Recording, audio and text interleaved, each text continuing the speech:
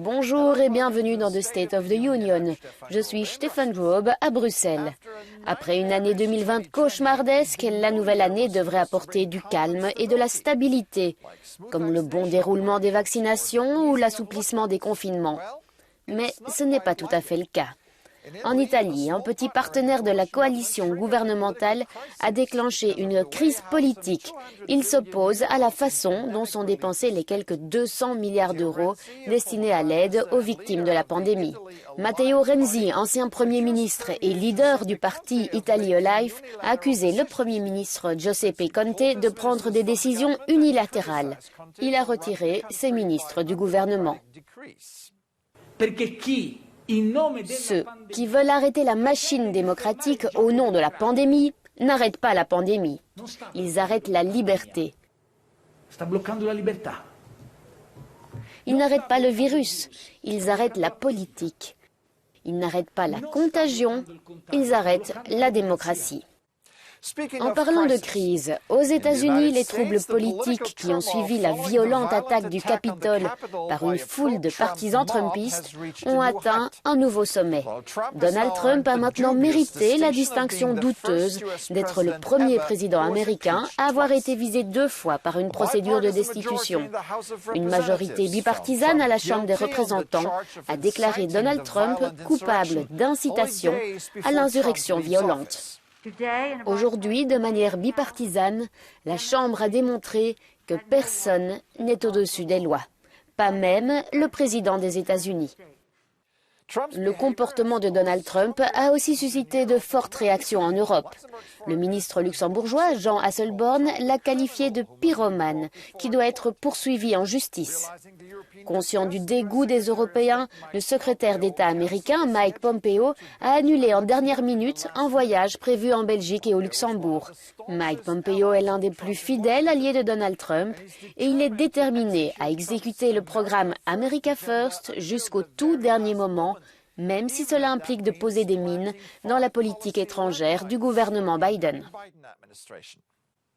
Ishan Tharoor, chroniqueur en politique étrangère au Washington Post, me rejoint maintenant. Donc, dans un monde normal, une administration américaine sortante, qui n'a plus que quelques jours à vivre, ne ferait pas preuve de beaucoup de réactivité en politique étrangère. Mais ce n'est pas le cas de Donald Trump et Mike Pompeo. Dans une chronique de cette semaine, vous les avez accusés de vandalisme diplomatique. Ce que vous avez vu avec Mike Pompeo est une multitude d'activités où son administration a fait un certain nombre de gestes significatifs. Ils ont inscrit les Houthis du Yémen sur la liste des organisations terroristes. Ils ont remis Cuba sur la liste des États parrainant le terrorisme. Ils ont fait des déclarations assez provocatrices concernant Taïwan, etc. Et ce qu'ils ont surtout fait, c'est de semer un tas d'embûches politiques que le nouveau gouvernement Biden devra manœuvrer pour imposer son propre programme. Mais est-ce important à ce stade? Joe Biden ne peut-il pas faire marche arrière immédiatement? Non, Joe Biden ne peut pas faire marche arrière immédiatement sur tous les plans.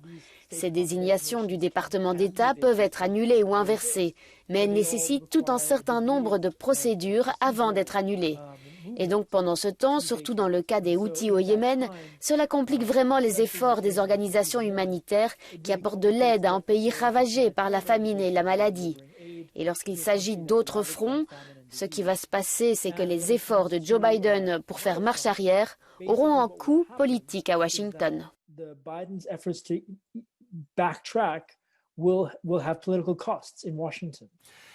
La plupart des dirigeants européens et ailleurs sont soulagés que Joe Biden prenne le relais la semaine prochaine. Mais y a-t-il comme un héritage durable de la politique étrangère de Donald Trump? C'est une bonne question, car la politique étrangère de Donald Trump a été si dispersée, si perturbatrice, si souvent porteuse d'un manque de stratégie réelle, comme le lancement de guerres commerciales et le lancement de tweets de colère, qu'il a parfois été difficile de voir quel était le véritable objectif final. Joe Biden promet une grande restauration du leadership américain sur la scène mondiale, Mais les événements de ces dernières semaines, le fait que tant de fonctionnaires et d'hommes politiques républicains restent derrière Trump et le fait que des millions et des millions d'Américains soutiennent ce qui semble être une sorte de subversion démocratique donnent aux dirigeants européens une bonne raison de se méfier du soutien des États-Unis à l'avenir, vu la volatilité à Washington. Quelle sera la priorité numéro 1 de Joe Biden en politique étrangère à partir de mercredi? Je pense que le grand projet de Joe Biden sera le changement climatique. Au cours des 50 dernières années, avec la campagne de Donald Trump puis les 4 années de sa présidence, les États-Unis ont complètement perdu leur place de leader en matière de politique et d'action climatique. Et en ce qui concerne l'héritage auquel Biden a reçu, il s'agira de galvaniser à nouveau le mouvement en faveur de l'action climatique et de faire des États-Unis un élément central de cette action. Très bien, Ishan Tharoor, chroniqueur en politique étrangère au Washington Post. Je vous remercie. Joe Biden fait face à d'énormes défis. Il a peut-être besoin de toute l'aide possible.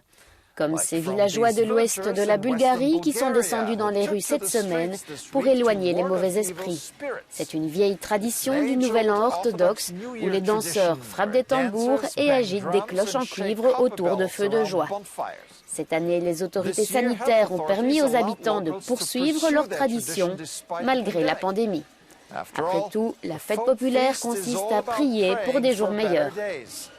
Un participant a déclaré que l'année 2021 soit merveilleuse pour tout le monde. Je suis sûre que Joe Biden est tout à fait d'accord. C'est tout pour cette édition. Passez une excellente semaine.